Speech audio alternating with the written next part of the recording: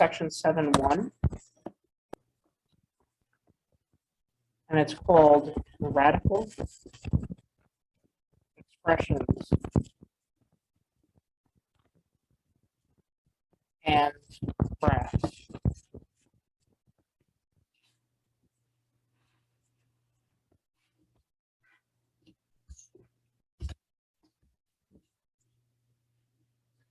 So tonight is all about radicals, and we will be starting today by talking about the definition of a radical. So the meaning of an nth root. So if we had an nth root of a equals b, what that means is b to the n power is equal to a. For example, the third root of 8 equals 2 because 2 to the third is equal to 8. That's what that means. And just so we all are using the same vocabulary, n is your index. This symbol is called a radical. And what's inside the radical is called the radicand.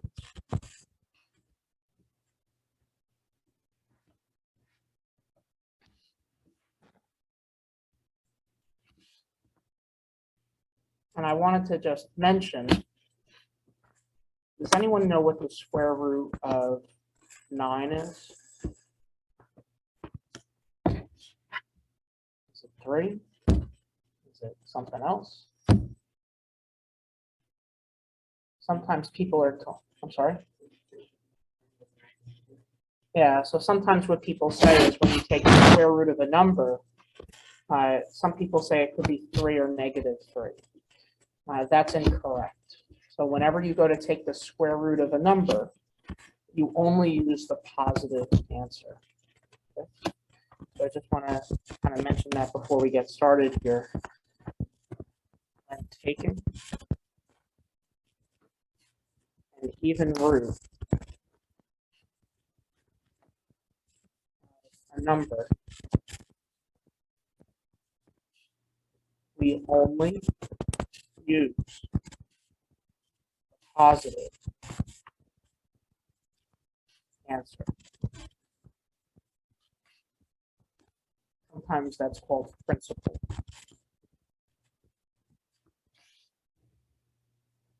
So if you have to take the square root of 4, the answer is only 2. That whole idea of like positive and -2 is inaccurate.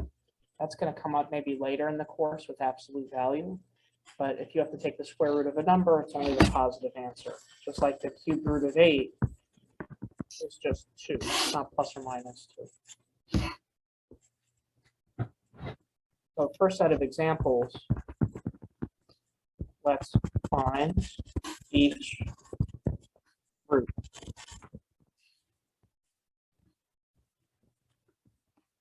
So the cubed root of 27, this is something you could just type into your calculator. If you have a regular calculator, I recommend the TI-30s. They look like this, like $10 on Amazon. But if you just type into your calculator the third root of 27, the answer is 3, because 3 to the third power is 27.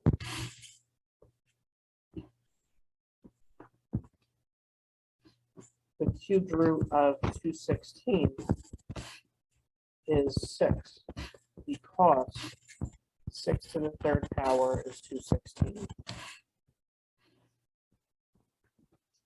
The fourth root of 256 is equal to 4, because 4 to the fourth power is 256.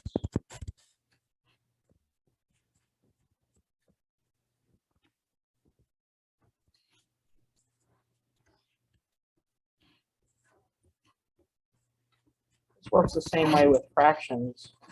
if we had the fourth root of 16 over 81.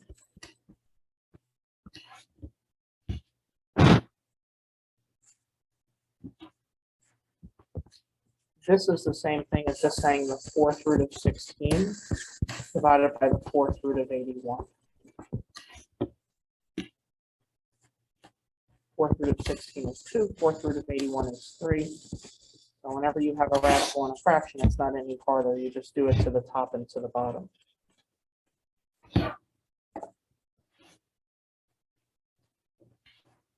Couple little notes here.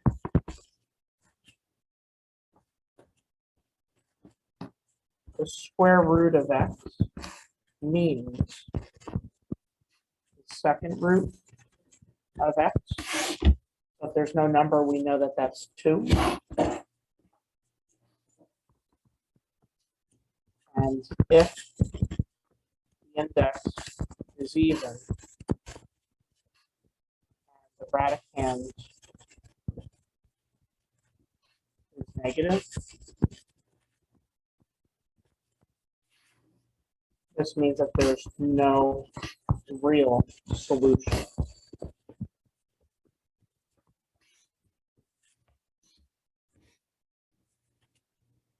What I mean by that is if you have like the fourth root of negative 16, we just say that there's no real solution.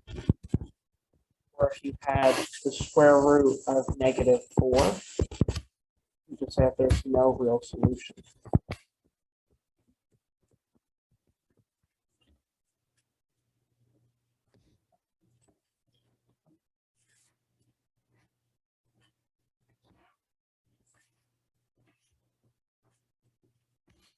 With that understanding, let's go a little bit further. Some more examples. I asked you to find each root.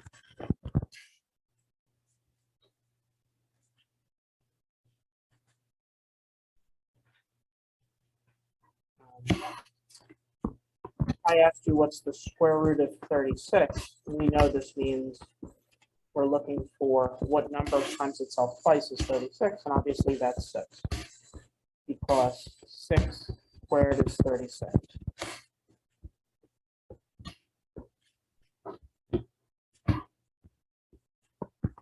I asked you what's the square root of negative 36.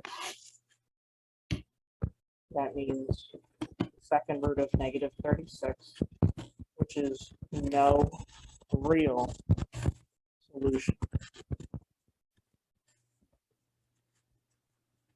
No number times itself twice gives you a negative answer. That doesn't make sense. If it was a third root, we can get an answer, but if it's an even root, we can't do that. We say no real solution.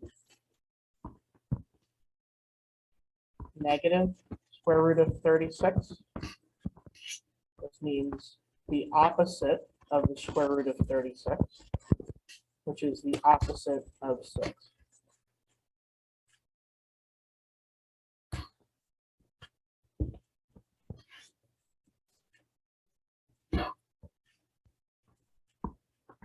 So you could have a negative on the outside. It just means you take the opposite of whatever the square root is. It just can't be on the inside if the index is even. Like the fourth root of negative 16 would have no real solution.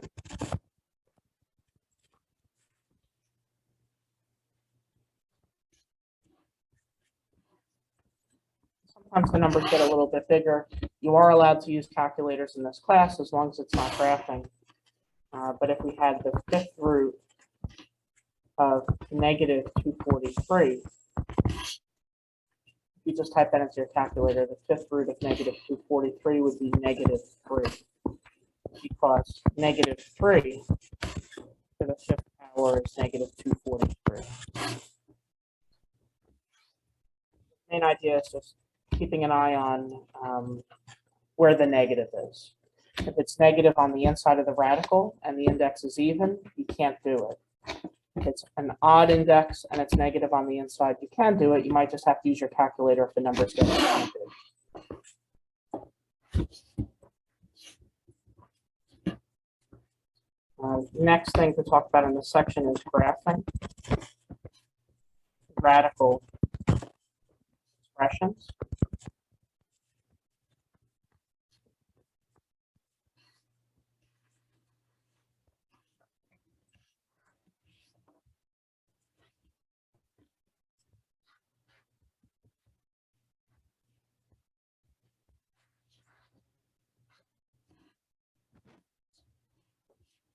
And in this class, we've talked a little bit about graphing, not a heck of a lot, but the general shapes of radicals. If we have y is equal to an even index, the graph looks something like this.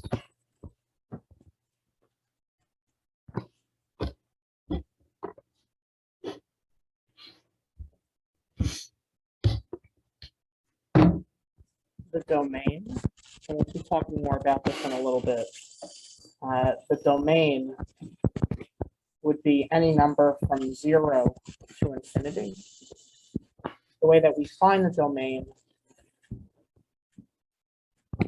is we set the radicand greater than or equal to 0 and solve.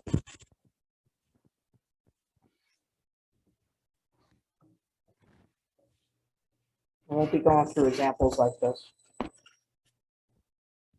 The range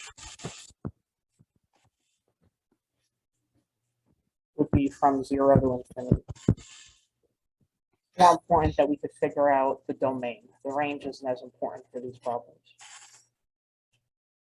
That's if you have an even radical. If you have y is equal to an odd radical, the shape looks like this.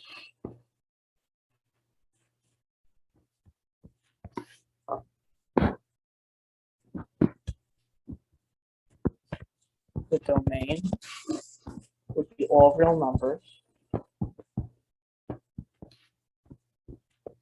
The range would also be all real numbers.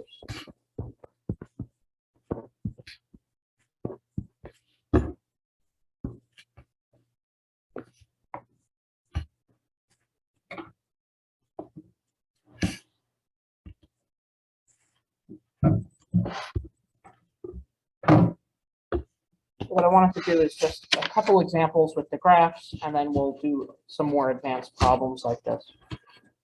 So I'll ask you to graph and state the domain.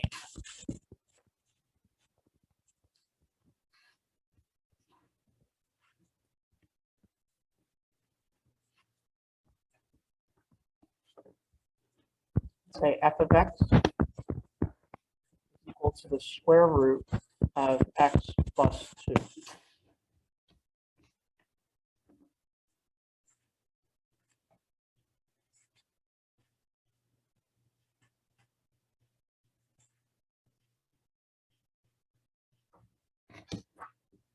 So in order to figure out the domain, what we have to do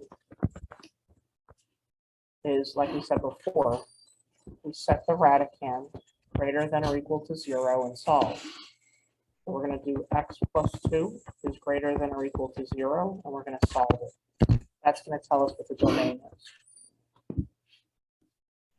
Bring the 2 on the other side. X would be greater than or equal to negative 2, which would look like this.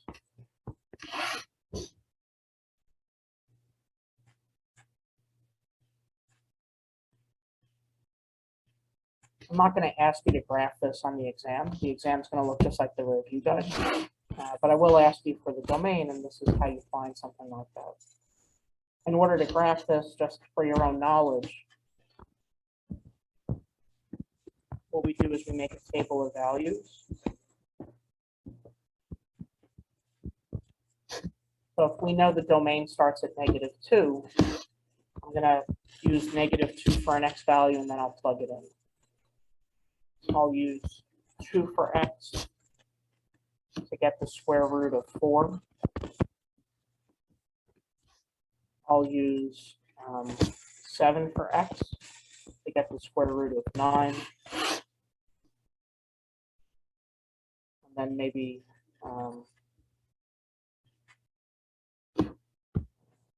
14 for x, so we get the square root of 16.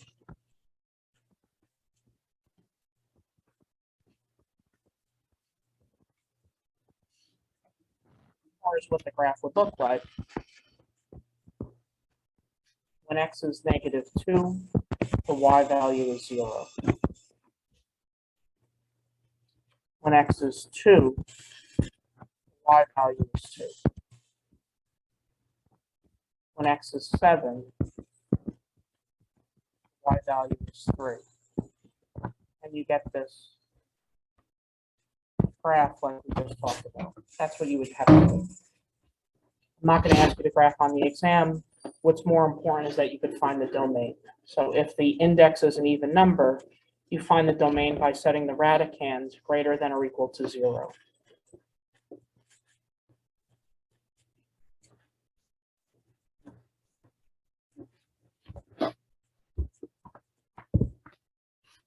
If the problem was f of x is equal to the cubed root of x minus 2,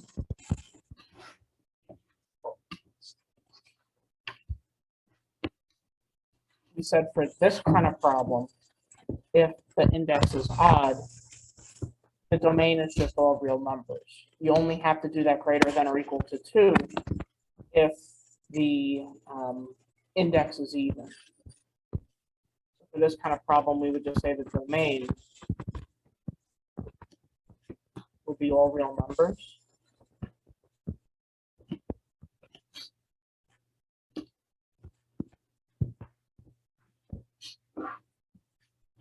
We could just pick values to test. I would like to get nice numbers, so I'm just going to pick numbers that I know are going to work out.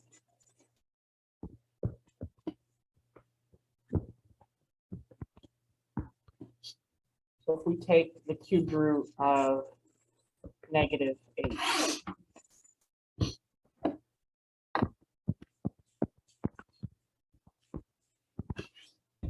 the cubed root of the -8 is -2. -2 minus 2 is just -4. So when x is -8, the y value is -4.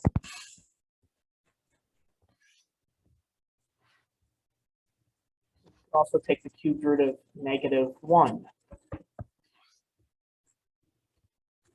Cubed root of -1 is -1 minus 2 is -3.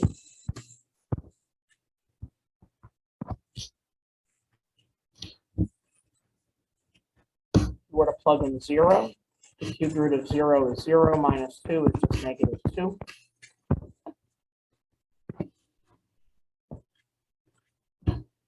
You put 1 in for x. The cubed root of 1 is 1 minus 2, -1.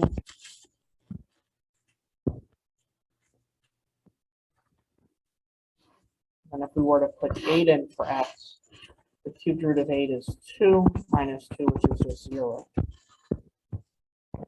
You wouldn't have to graph this, but just by picking random values for x, it looks like the graph would look something like this.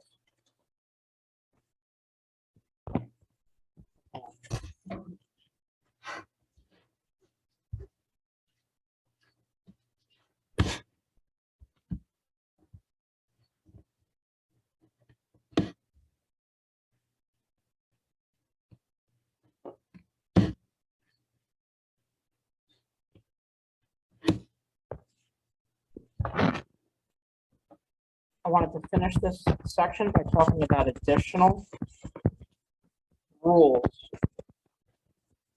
with radicals.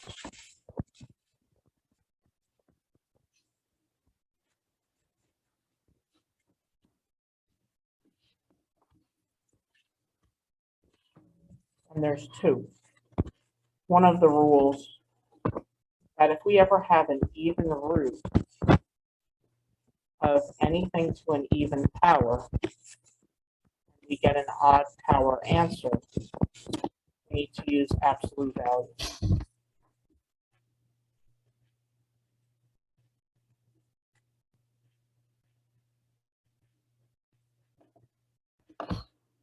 Another rule is if you have the nth root of x to the m, this is equal to x to the m divided by n.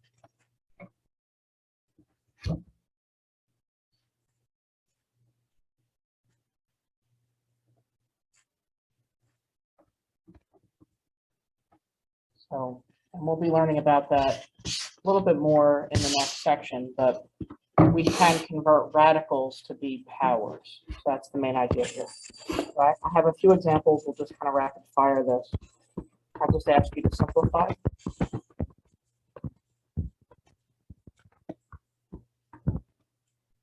Let's say the square root of 15 to the second.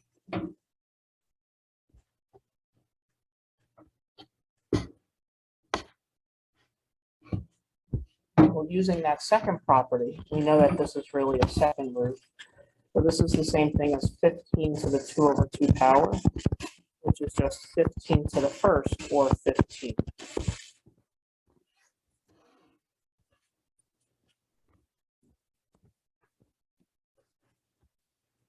Square root of negative 12 to the second power.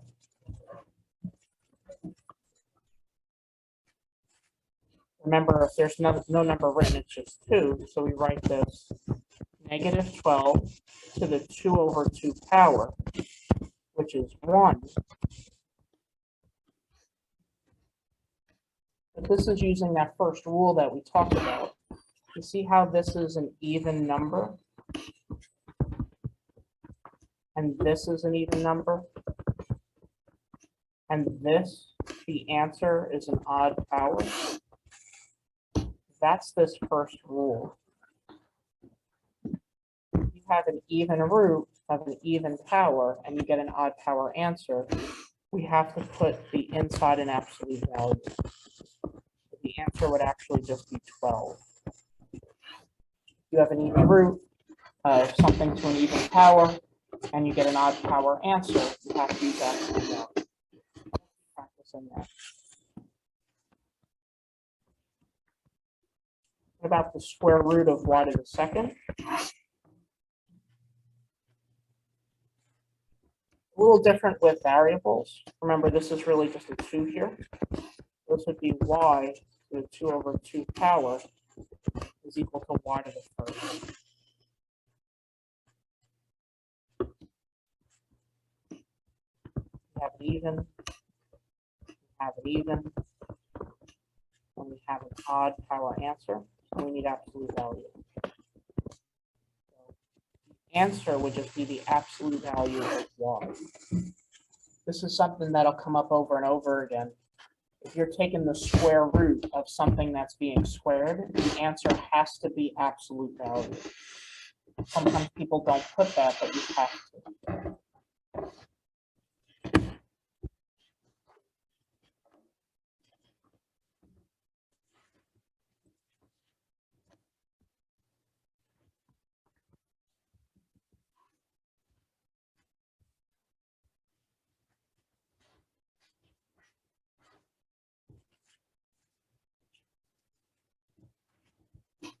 What if we had the square root of negative y to the second power? Similar to the one we just did, right? We'll just convert it to a fractional exponent. So this is negative y to the 2 over 2, which is negative y to the first power. But if you have an even root of an even power, and you get an odd power answer, we need absolute value. So the absolute value of negative y is just y.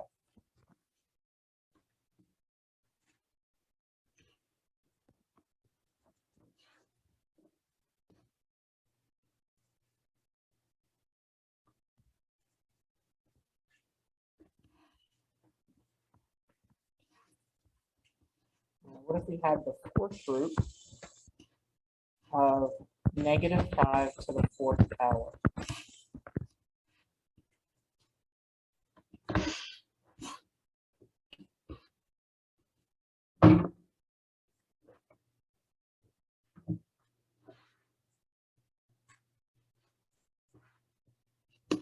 And just like before, we're going to write -5 to the 4/4 power. 4/4 is just 1. Just like we talked about, even, even, odd, we have to put absolute value here. The absolute value of -5 is just 5.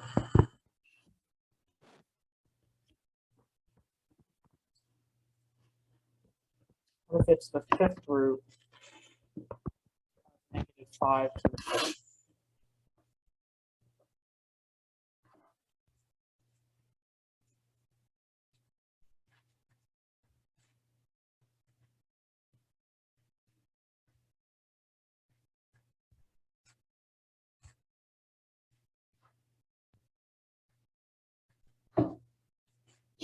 Well, just like before, this would be -5, 5/5 power, which is 1. We need absolute value for that? No, because it's not even, even, odd, right? So just follow the rule. The answer to this is just -5.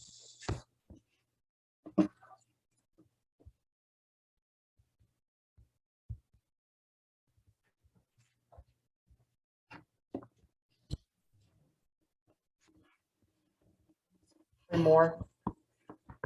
What if we had the opposite of the sixth root of -3 to the 6th? So now I'm throwing in all these negatives. The negative on the outside doesn't affect anything, so we could just leave it alone. But we're taking the sixth root of -3 to the 6th is -3 to the 6/6 power.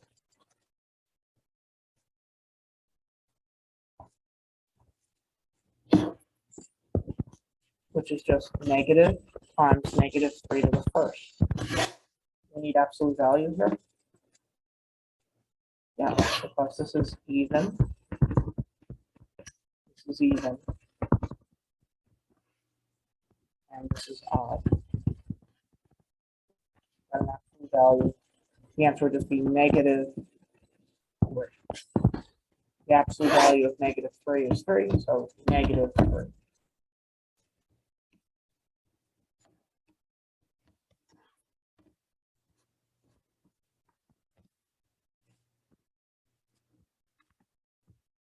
More the cube root of x to the 24th will just be x to the 24 divided by 3, which is just x to the 8th.